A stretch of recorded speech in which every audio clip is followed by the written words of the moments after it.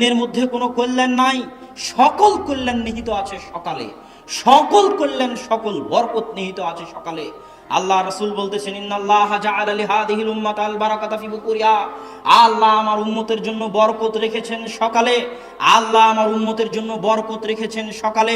ইবনুল কাইয়িম রাহিমাহুল্লাহ বলতেছেন, আমরা সালাফে সালিহিনকে দেখেছি লা ইয়ানামুনা বা'দা সালাতিল ফজরি, আমরা সালাফে সালিহিনকে দেখেছি তারা ফজরের সালাতের পরে কখনোই ঘুমাতেন না।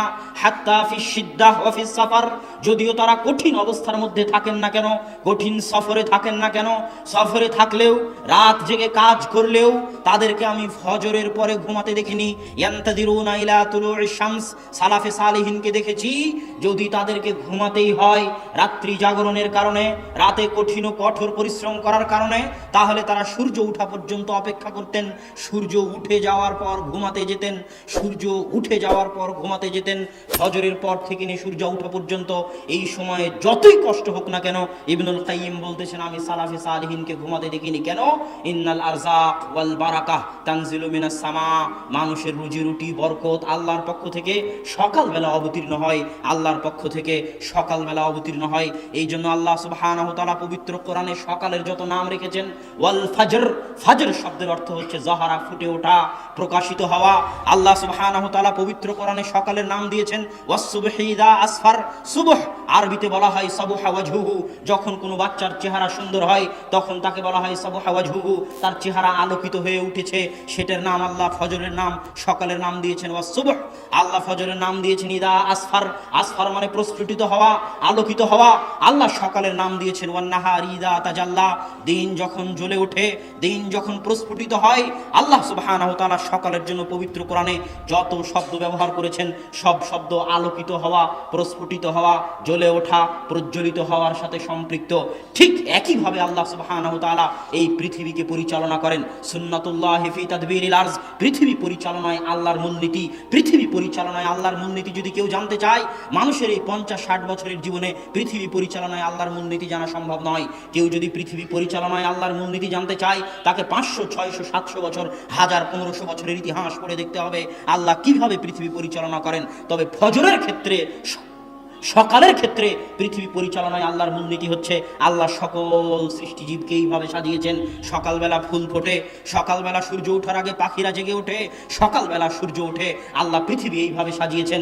আল্লাহ যখন ফেরেশতাদের দায়িত্ব বন্টন করে দিয়েছেন, তখন ফেরেশতাদের দায়িত্ব বন্টনের যে পালাবদল হয় সেটাও ফজরের সময় হয়। এটা হচ্ছে পৃথিবী পরিচালনায় আল্লাহর মূলনীতি। পৃথিবী পরিচালনায় আল্লাহর মূলনীতি সামনে রাখলে এবং ফজরের জন্য আল্লাহ কোরআনে যত শব্দ ব্যবহার করেছেন সেগুলোকে সামনে রাখলে এ কথা স্পষ্ট, কেউ যদি তার জীবনকে আলোকিত করতে চায়, কেউ যদি তার জীবনকে প্রস্ফুটিত করতে চায়, কেউ যদি তার জীবনকে সফল করতে চায়, সে কৃষক হোক, ডাক্তার হোক, ইঞ্জিনিয়ার হোক, ছাত্র হোক, ব্যবসায়ী হোক, তাকে সকালকে কাজে লাগাতে হবে। সকালের কল্যাণ থেকে বঞ্চিত হয়ে জীবনে সফল হওয়ার স্বপ্ন দেখা আকাশ কুসুম কল্পনার শামিল। সম্মানিত উপস্থিতি, সকালে এত বরকত, সকালে এত বরকত, সকালে এত বরকত যে কেউ যদি চাক্ষুষ সকালের বরকত দেখতে চায় তাহলে তাকে হেফজখানায় যেতে হবে, কোরআন হেফজ করতে হবে। আমিও হেফজখানার ছাত্র, ছোট ছোট ছাত্রের সাথে আমি কোরআন হেফজ করেছি। সব হেফজখানায় ফজরের আগে বাচ্চাদের উঠিয়ে দেওয়া হয়। কেননা ওয়াল্লাহি আল্লাহর কসম, ওয়াল্লাহি আল্লাহর কসম, ওয়াল্লাহি আল্লাহর কসম, ফজরের সময় যত কোরআন মুখস্থ হয় সারা দিনের আর কোনো সময় অত কোরআন মুখস্থ হয় না।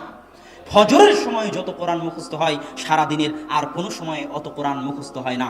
আজকে হতভাগা মুসলিম জাতির জন্য আল্লাহ ফজরের সালাত দিয়েছে। ফজরের সালাতের পরে সে কোরআন তেলাওয়াত করবে, কোরআন তেলাওয়াত দিয়ে দিন শুরু করবে। এর চেয়ে কল্যাণকর, এর চেয়ে সুন্দর দিন, এর চেয়ে ভালো দিন, এর চেয়ে উত্তম দিন পৃথিবীতে আর কোনো কিছু হতে পারে না। যেই দিন আল্লাহর বাণী দিয়ে শুরু হয় না ওই দিনের কোনো মূল্য নাই। কেননা আল্লাহ সকল বরকত আসে আল্লাহর পক্ষ থেকে, আর কোরআন হচ্ছে আল্লাহর বাণী। যেখানে কোরআন পড়া হবে ওখানে বরকত হবে, যে কোরআন পড়বে তার জীবনে বরকত হবে।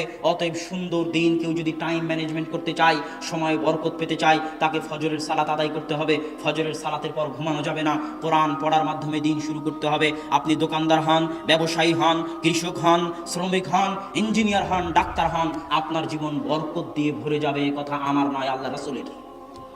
সাহাবী সাখর আল গামিদি বলতেছে, আমি হাদিস শোনার পর আল্লাহ রাসূলের এই হাদিস শোনার পর যে সকালে বরকত রয়েছে, আমার ব্যবসায়িক কার্যক্রম আমি সকালে শুরু করতাম ফজরের সালাতের পর কোরআন তেলাওয়াত করার মাধ্যমে, না ঘুমিয়ে আমি আমার ব্যবসায়িক কার্যক্রম শুরু করতাম। অল্প দিনের মধ্যে আমি দেখি আমার ব্যবসায় উত্তরোত্তর উন্নতি আর উন্নতি, উন্নতি আর উন্নতি। আমার ব্যবসায় আমি কোনো লস এবং লোকসান খুঁজে পাইনি। আর এখনকার যুগে ইহুদি খ্রিস্টানদের উদাহরণ না দিলে মুসলমানদের মন শান্ত হয় না। এই জন্যই তো মুসলমানেরা কোরআন পড়ার পরও বিজ্ঞানের সাথে মিলাতে চায়। আর আমি কোরআনকে বিজ্ঞানের সাথে মিলানোর খুব বিরোধী। ওই যে যখন আবু বকর রাদিয়াল্লাহু তাআলা আনহু মেরাজে বিশ্বাস করেছিল, তখন আবু বকর কি মেরাজকে বিজ্ঞানের সাথে মিলিয়েছিলেন? কথা বলেন, বিজ্ঞানের সাথে মিলিয়েছিলেন? আবু বকর বলেছিলেন, যদি মুহাম্মদ বলে থাকে মেরাজে গেছেন সাল্লাল্লাহু আলাইহি ওয়াসাল্লাম, সামি'না ওয়া আমান্না, আমি আবু বকর সাথে সাথে ঈমান আনলাম, কেননা মুহাম্মদ মিথ্যা বলতে পারে না। এর নাম কোরআন এবং হাদিস। কোরআন এবং হাদিসে যা আছে সেটাই সত্য। বিজ্ঞান মিথ্যা হয়ে যেতে পারে। কোরআন এবং হাদিসের যদি আজ বিজ্ঞান বিরোধিতা করে তাহলে সেটা মিথ্যা। 10 দিন 15 দিন পরে হয়তো বিজ্ঞান কোরআন এবং হাদিসের পক্ষে কথা বলবে। তবুও যেহেতু মানুষের মন টানে না, সেহেতু আমি বলতেছি, একজন খ্রিস্টান লেখক একটা বই লিখেছে, মিরাকল মর্নিং, সকালের জাদু। তিনি বলতেছে, মানুষ যদি দুনিয়াতে জাদু দেখতে চায়, বাজার ঘাটে জাদু দেখে মানুষ বাস্তব কোনোদিন জাদু দেখতে পাবে না।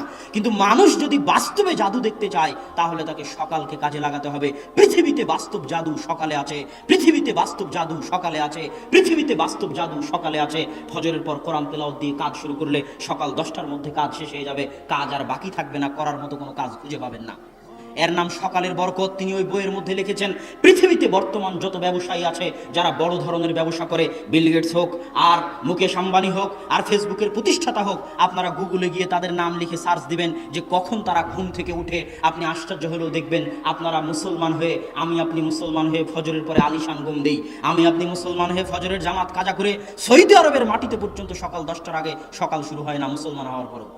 সবাই ঘুমিয়ে থাকে, 90% মুসলমান ঘুমিয়ে থাকে। অথচ এই খ্রিস্টানদের নাম আপনি গুগলে সার্চ দিয়ে দেখিয়েন, তাদের সকাল কখন শুরু হয়? মুসলমানদের যখন ফজরের সালাতের সময়, তখন তাদের সকাল শুরু হয়। কেননা তারা জানে সকল সফলতার চাবিকাঠি, সকল সফলতার মৌলিক উৎস হচ্ছে সকাল, সকল সফলতার চাবিকাঠি হচ্ছে ফজর, সকল সফলতার চাবিকাঠি হচ্ছে ফজর।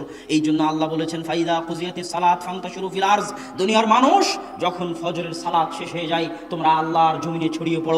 অবতাগু মিন ফাজলিল্লাহ, আল্লাহর জমিনে ছড়িয়ে পড়ে আল্লাহর দয়া, আল্লাহর রহমত, আল্লাহর রিজিক অনুসন্ধান করো। কেননা ফজরের পরে আল্লাহ সুবহানাহু তাআলার রিজিক, আল্লাহ সুবহানাহু তাআলার দয়া পৃথিবীতে অবতীর্ণ হয়।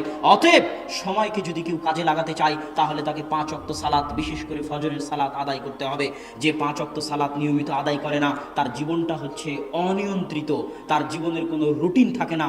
আর যদি 5 ওয়াক্ত সালাত আদায় করেন, আপনার জীবন, আপনার দিন একটা ট্রাক, একটা লাইনের উপর থাকবে। ফজরের সালাত দিয়ে দিন শুরু হবে। ফজর থেকে জোহর বিশাল সময়, এই সময়ের মধ্যে অনেক কিছু করতে পারবেন। জোহর থেকে আসর পর্যন্ত বিশ্রাম নেবেন। এইভাবে আল্লাহ সালাতগুলো সাজিয়ে দিয়েছে। আসর থেকে আবার নতুনভাবে কাজ করার উদ্যম তৈরি হবে। আসর থেকে মাগরিব পর্যন্ত কাজ করবেন, মাগরিব থেকে এশা পর্যন্ত কাজ করবেন, এশার পরে এশার সালাত দিয়ে দিন শেষ করবেন, তারপরে ঘুমাতে যাবেন। এই যে আমি যদি শুধু সালাত ঠিক মতো আদায় করি, আমার সারা দিন নিয়ন্ত্রণ হয়ে যাবে। টাইম ম্যানেজমেন্টের জন্য সালাতের চাইতে বড় মাধ্যম পৃথিবীতে আর নাই। যারা জীবনে সফল হতে চায় তারা সালাত আদায়ের মাধ্যমে নিজেদের সময়কে কাজে লাগাক, তারা সফল হবেই হবে ইনশাআল্লাহ।